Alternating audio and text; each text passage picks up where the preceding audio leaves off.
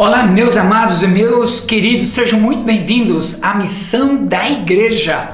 E começamos de uma maneira muito gostosa. Sabe por quê? A missão da igreja, ela tem 3 I's e é muito importante. Primeiro I, imperativa. Segundo, intransferível. Terceira, inadiável. Então, esses 3 I's nos ensinam muito. Imperativa porque é uma ordem dada. Ordem dada de Deus, à igreja, a mim e a você. E missão dada, missão precisa ser cumprida, não é verdade? Então ela é imperativa, é uma ordem. Ela é intransferível porque ela foi ministrada especificamente para a igreja do Senhor Jesus, para mim, para você. Não dá para transferir para uma organização missionária, é a igreja. Eu e você somos a igreja do Senhor Jesus. E ela é inadiável, porque ela precisa ser realizada na nossa geração, no nosso tempo, precisa ser feito agora. Quando nós pensamos sobre a missão da igreja, vem algumas perguntas de imediato. Por exemplo, qual é o papel da igreja? Qual é a expectativa que Deus tem para com a sua igreja? A missão da igreja é proclamar o evangelho e fazer discípulos. A missão da igreja é tão ampla quanto foi o ministério do Senhor Jesus aqui na terra. A missão da igreja é trazer o reino de Deus para a terra, para todas as pessoas. São perguntas muito importantes que vão pairando no nosso coração. Deus nos deixou aqui com um propósito. Eu e você precisamos ter clareza do propósito de Deus na nossa vida. Há muitas opiniões diferentes sobre a missão da igreja. Eu quero destacar 2 grupos ou 2 pensamentos específicos. O grupo A eu chamo da missão ampla. Ou seja, a missão da igreja é tão ampla quanto foi o ministério do Senhor Jesus aqui na terra, para trazer cura, justiça social, econômica, política para o mundo inteiro, para eliminar a pobreza, eliminar a opressão no mundo inteiro. Bem, se essas coisas estão alinhadas com a vontade de Deus e elas são boas, então elas devem ser incluídas com o sentido de fazer o mundo melhor. Mas é uma segunda opção, um segundo grupo que eu chamo de missão focada. Há um conjunto de coisas específicas que Deus deu à igreja para ser feita. Proclamar o evangelho e fazer discípulos. O que fazem os missionários quando vão para outras regiões do Brasil ou para outras nações do mundo? Quanto dinheiro é investido nessa missão? Qual é a missão da igreja? Ela é ampla ou ela é focada? A missão da igreja, na minha opinião, ela é focada. A grande comissão. E eu creio que existem textos específicos, meus amados, dados pelo Senhor Jesus para realizar a missão. E alguns textos são chaves para nós. Mateus 28 e Atos capítulo 1, verso 8. Por 4 razões. Razão número 1. Mesmo que todas as palavras da Bíblia são missional, tem um foco para a missão, é importante entender que existem textos chaves que vão clarear muito mais para nós. E um desses textos é Mateus 28. E por que Mateus 28 é importante? Porque mostra aqui o fim do ministério do Senhor Jesus. E ele mostrou na sua caminhada aqui na terra qual é a sua prioridade. Prioridade na vida minha e sua e na vida da igreja.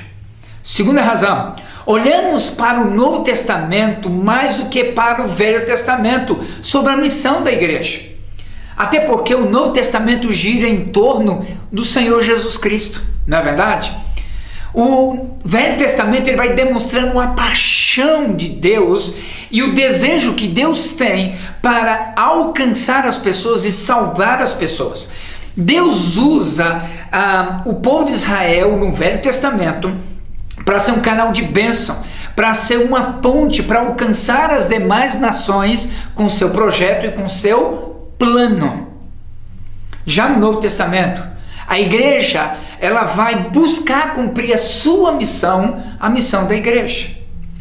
Terceira razão, no Novo Testamento, olhamos para Jesus para entendermos a missão. Jesus, ele fundou a igreja. Jesus, ele estabeleceu a igreja como a embaixada que representa os céus aqui na terra. Cada igreja, meus amados, é essa embaixada do reino de Deus, do reino dos céus aqui na terra. O rei criou a igreja. O rei deu uma ordem para esta igreja. Quarto, o lugar da grande comissão está e sugere uma posição para nós estratégica. Ou seja, de tudo que o Senhor Jesus ensinou, a igreja precisa prestar muita atenção, porque foram as últimas palavras do Senhor Jesus. E as últimas palavras são as palavras mais importantes na vida de uma pessoa. Por isso que Mateus 28 é tão importante, é tão relevante para nós. O que a missão da igreja nos diz? Amados, em todo o livro de Mateus, ou o Evangelho de Mateus, nós vamos vendo Jesus confirmando a sua missão, o seu ensino, através dos milagres, das curas, do ensino que ele divulgava na sua caminhada. Jesus, ele foi crucificado e ele ressuscitou. E ele é Senhor de tudo, por isso que ele tem uma palavra para o nosso coração. Vamos olhar Mateus 28, versículo 16, que diz assim: os 11 discípulos foram para Galileia, para o monte que Jesus lhes indicara. Jesus pediu para que os discípulos fossem para Galileia, porque tem um encontro com eles, como tem um encontro comigo e com você. E aqui surgem então 3 perguntas muito importantes: quem, o que e como. Vejamos quem inicialmente. Quem ouvia Jesus nesse texto de Mateus 28? Para quem Jesus estava falando e para quem Jesus deu a missão? Somente para os discípulos.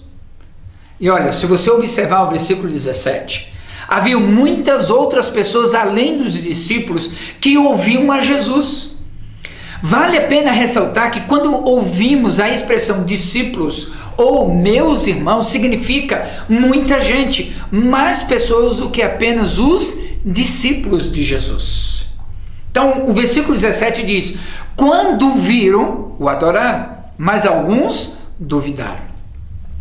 Olha que destaque, alguns duvidaram. Depois de caminhar com Jesus, depois de ver o que Jesus fez, os milagres, as curas, a mudança que aconteceu no coração e na vida de homens e mulheres, alguns ainda duvidaram. A missão dada para mais pessoas do que os discípulos que caminhavam com Jesus. A natureza do homem é incrível. Parece que sempre existe espaço para duvidar daquilo que Jesus tem feito. Mesmo depois de caminhar com Jesus, mesmo depois de ver milagres do Senhor Jesus, alguns duvidaram. Isso vai nos ensinando, queridos, que não tenha dúvidas. Sempre haverá pessoas que terão dúvidas, que não irão acreditar em você. Jesus dizia que deveriam ficar e permanecer em Jerusalém até que o Espírito Santo venha até vocês. Está lá em Atos 2. Isso era o que Jesus ensinava. Olha, espere, quando o Espírito Santo vier, vocês saberão. Agora Jesus diz no versículo 18: então Jesus aproximou-se deles e disse: foi-me dada toda a autoridade no céu e na terra. Esse texto vai nos ensinando coisas riquíssimas. Jesus tem toda a autoridade. À medida que nós caminhamos com Jesus, somos fortalecidos e nós somos renovados. A igreja está em movimentos, queridos, para pregar o Evangelho. Autoridade. Não é a autoridade da igreja, não é a autoridade do pastor, não é a autoridade de uma pessoa, é a autoridade de Jesus Cristo. E é através dessa autoridade que as pessoas serão transformadas. Há uma diferença muito grande entre poder e autoridade. John Knox, Ele ilustra isso dizendo o seguinte, que poder é a capacidade e a habilidade que uma pessoa tem de realizar algo. Mas a autoridade é ter direito, ter legalidade sobre esta autoridade. A igreja passa a ter autoridade quando ela obedece ao que Jesus manda. Se a igreja começa a realizar algo que Jesus não manda, ela perde a sua autoridade. Ela pode ter poder, capacidade para realizar algo, mas ela não tem a legalidade, a autoridade de Jesus para realizar algo que Jesus não pediu. Jesus manda fazer discípulos de todas as nações. Sempre seremos fortalecidos quando fazemos a vontade de Deus. A missão é para todos os crentes, não tenha dúvida disso. A missão é para todos os crentes. Observe agora que já respondemos quem, discípulos e mais pessoas. Mas agora é o que? Versículo 19, versículo 20 vai nos ensinando. O que estas pessoas precisam fazer? Seguidores de Jesus são arautos, são proclamadores para chamar pessoas para serem discípulos de quem? De Jesus em todas as nações, em todas as etnias. Meus amados, são mais de 9.000 grupos étnicos que ainda não tem nada sobre Jesus. Não tem um missionário, não tem um crente, não tem uma igreja, não tem Bíblia, não tem nem parte da porção da palavra de Deus na sua própria língua, idioma ou dialeto. Eles precisam conhecer a Jesus e tornar-se discípulos do Mestre Jesus. Jesus nos desafia a fazermos discípulos em cada canto, em todos os lugares. A missão aqui é pregar o Evangelho até que Jesus volte. Muito importante, até que Jesus volte. Versículo 19 diz assim: portanto, vão, façam discípulos de todas as nações, batizando-os em nome do Pai, do Filho e do Espírito Santo. Esse texto, esse verso 19, fala de transformação, fazer discípulos de todas as nações. Jesus nos fala de fazer discípulos de Jesus e não discípulos de pessoas. Pessoas que precisam olhar para Jesus, pessoas que precisam imitar a Jesus. Não estão preocupados em levantar uma bandeira, por exemplo, da sua igreja local, da sua denominação, porque eles são seguidores exclusivos de Jesus. Fazer discípulos, viver uma grande transformação. O que Jesus pensa? O que Jesus faz? Com que Jesus sonha? Qual é a prioridade ou as prioridades de Jesus? O mundo jamais será o mesmo com Jesus. Eu tenho certeza absoluta disso. Quando olhamos para Romanos capítulo 1, fala do Evangelho que produz verdadeira transformação. Todas as culturas podem e devem vir aos pés do Senhor Jesus. Sabe por quê, queridos? O que o Evangelho é? O Evangelho, ele é supracultural. Explica as culturas e é maior do que qualquer cultura. Mas o Evangelho é transcultural, ele vai de uma cultura para outra cultura. O Evangelho é intercultural. As pessoas que vivem aos pés de Jesus vivem em comunhão. Mas o Evangelho também é multicultural, porque traz povos, línguas e nações aos pés do Senhor Jesus. O Evangelho também é cultural. Jesus transforma a pessoa na sua própria cultura, em nosso tempo e em nossa história. Mas o Evangelho é contra a cultura, transforma o homem na sua própria cultura. O Evangelho é colocar a semente em toda a terra, para você ir, para você ensinar e para você batizar. Como cristão, como igreja local, precisamos proclamar o Evangelho ao mundo.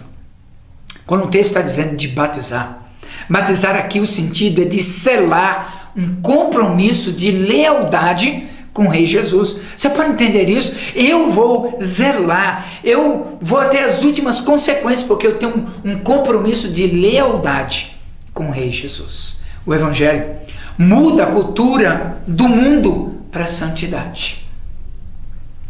A igreja em movimento, na autoridade de Jesus, transformará a vida das pessoas. O Evangelho transforma pessoas. Mas o verso 19 ainda nos ensina algo tremendo sobre doutrina e ensino, de como fazer discípulos de todas as nações.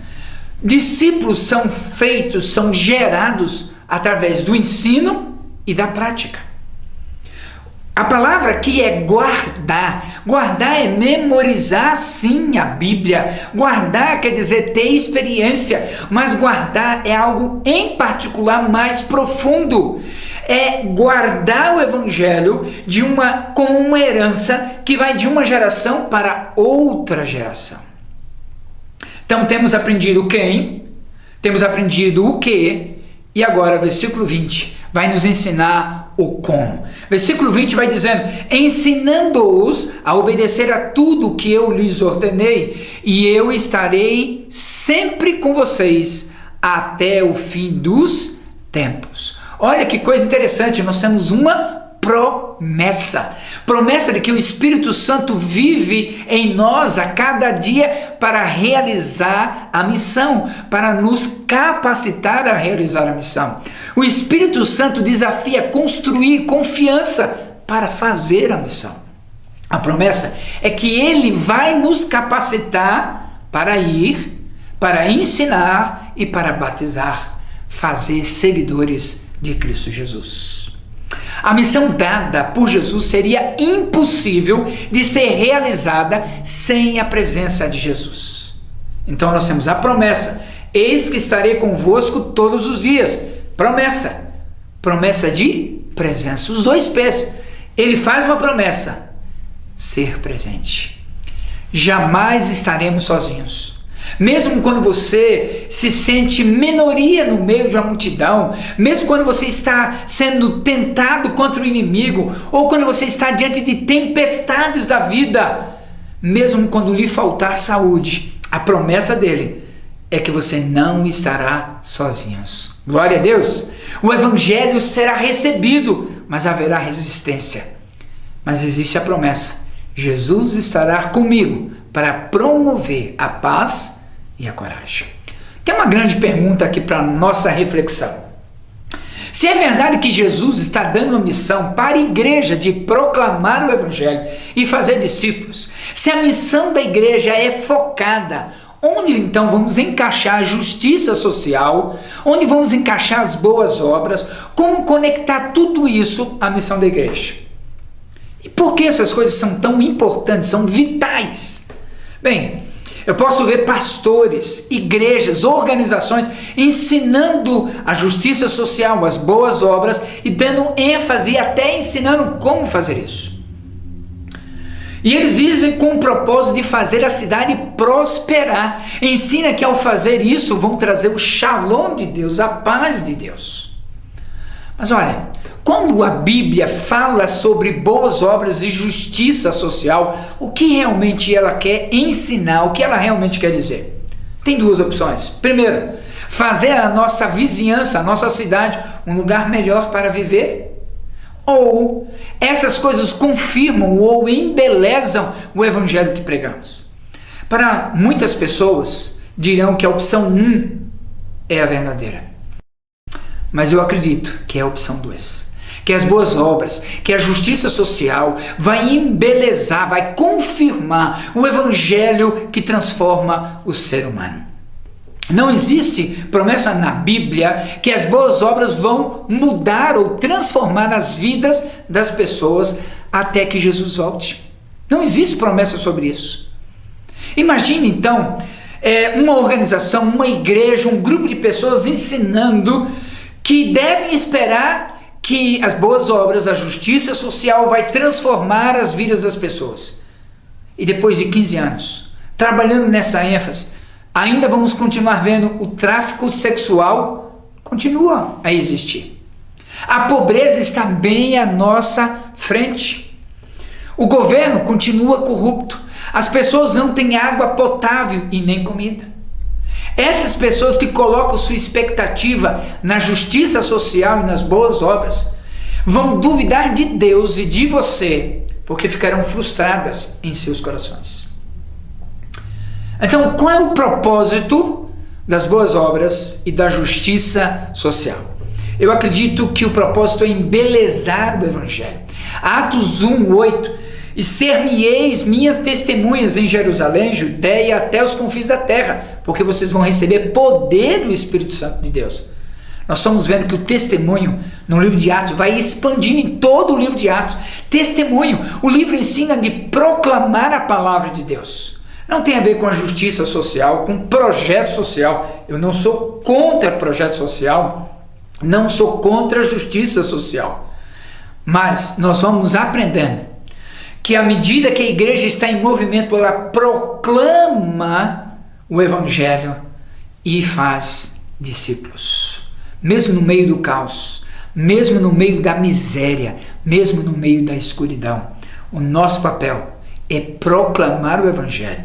O Evangelho causa transformação e a gente precisa fazer discípulos. Dentro desse contexto de embelezar o Evangelho com as boas obras, qual é o propósito teológico das boas obras?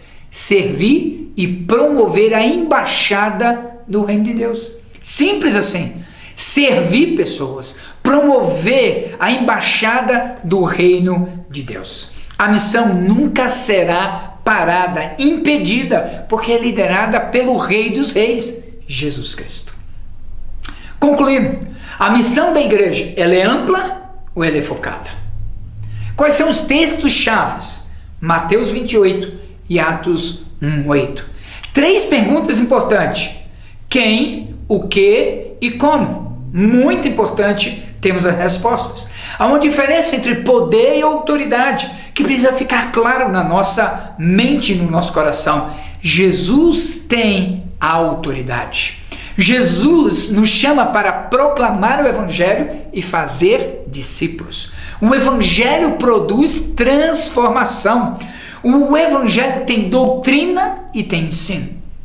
Jesus promete a sua presença conosco sempre. E as boas obras embelezam o Evangelho que vivemos e que pregamos. Pronto para o desafio da aula? Tenho 4 desafios para você. Primeiro desafio: qual a sua opinião sobre o Evangelho? Ser amplo ou focado na missão da igreja local? Quero saber a sua opinião e quero aprender muito com o que você tem pensado. Segundo, assista os recursos suplementares e diga o que mais te chamou a atenção e por quê. Então tem 2 ou 3 recursos suplementares que vão te ajudar a refletir e pensar melhor sobre a missão da igreja. Tarefa número 3. Escolha um desses livros abaixo para te ajudar a entender melhor sobre o tema, a missão da igreja. E quarto e último desafio: como você classifica a sua igreja? A. Tem uma missão ampla. B. Tem uma missão focada. C. Não tem missão. Viu? Não é complicado. A missão da igreja é um grande desafio de proclamar o Evangelho e de fazer discípulos até que Jesus volte. Se você tem dúvida, entre em contato conosco. Nós teremos a alegria de tirar sua dúvida e te ajudar a crescer ainda mais em Cristo Jesus. Até a próxima.